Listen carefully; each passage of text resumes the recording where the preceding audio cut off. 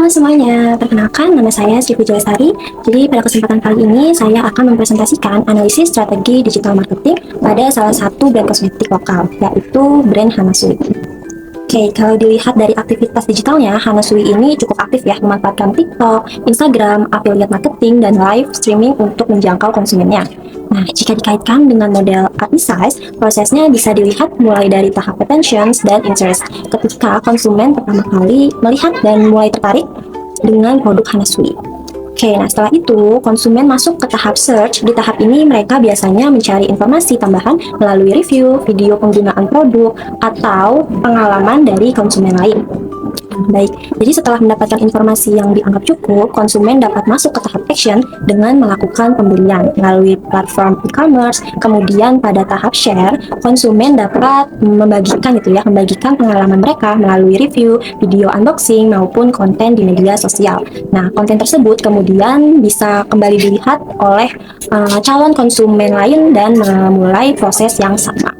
Namun, di balik strategi digital tersebut, Hanasui juga menghadapi tantangan dari persaingan yang cukup ketat di segmen kosmetik dengan harga yang terjangkau. Nah, Hanasui ini bersaing dengan berbagai brand lokal lain seperti Implora dan Glad to Glow yang juga menawarkan produk dengan harga dan target konsumen yang relatif serupa.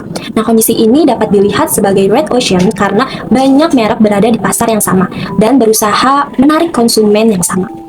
Nah, dalam kondisi seperti ini, persaingan tidak hanya terjadi melalui produk, tetapi juga melalui harga dan promosi. Nah, ketika konsumen memiliki banyak pilihan dengan harga yang hampir sama, mereka akan lebih mudah nih membandingkannya satu brand dengan brand lainnya.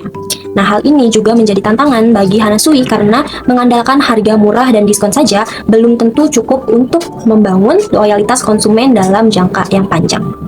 Oke, jadi untuk menghadapi kondisi tersebut, salah satu strategi yang dapat diterapkan adalah Blue Ocean Strategy. Jadi melalui konsep value innovations, yang artinya Hanasui itu tidak hanya berusaha menjadi brand dengan harga yang paling murah, tetapi mencoba memberikan nilai lain yang bisa membedakannya dari kompetitor. Nah, jadi dalam analisis ini, konsep yang saya usulkan adalah Hanasui Eco Smart Beauty, yaitu konsep yang menggabungkan produk kosmetik yang tetap terjangkau dengan penggunaan kemasan yang lebih ramah lingkungan.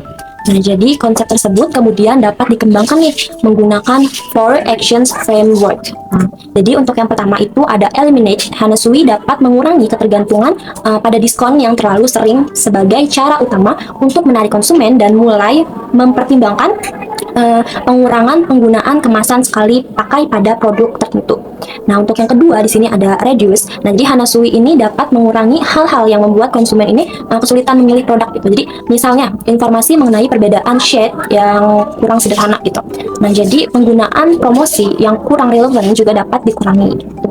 Nah, untuk yang ketiga di sini ada rise. Jadi Hanasui ini dapat meningkatkan layanan digital kepada konsumen. Misalnya melalui fitur rekomendasi produk berbasis AI yang membantu konsumen menemukan produk sesuai kebutuhan mereka. Gitu. Lalu untuk yang keempat di sini ada create. Jadi Hanasui ini dapat menciptakan sistem kemasan isi ulang nih, atau refill untuk produk tertentu gitu. Jadi konsumen ini cukup membeli kemasan utama satu kali, kemudian pembelian berikutnya dapat menggunakan kemasan isi ulang dengan harga yang lebih terjangkau. Nah, jadi konsep ini dapat memberikan nilai tambahan gitu sekaligus menjadi pembeda dari Hanasui dari kompetitor. Baik, jadi untuk mendukung konsep tersebut, Hanasui dapat menjalankan kampanye digital seperti tagar Eco Switch Hanasui di TikTok dan Instagram. Jadi konsumen dapat diajak membuat konten mengenai penggunaan produk refill, memberikan review, atau membagikan pengalaman mereka setelah menggunakan produk tersebut.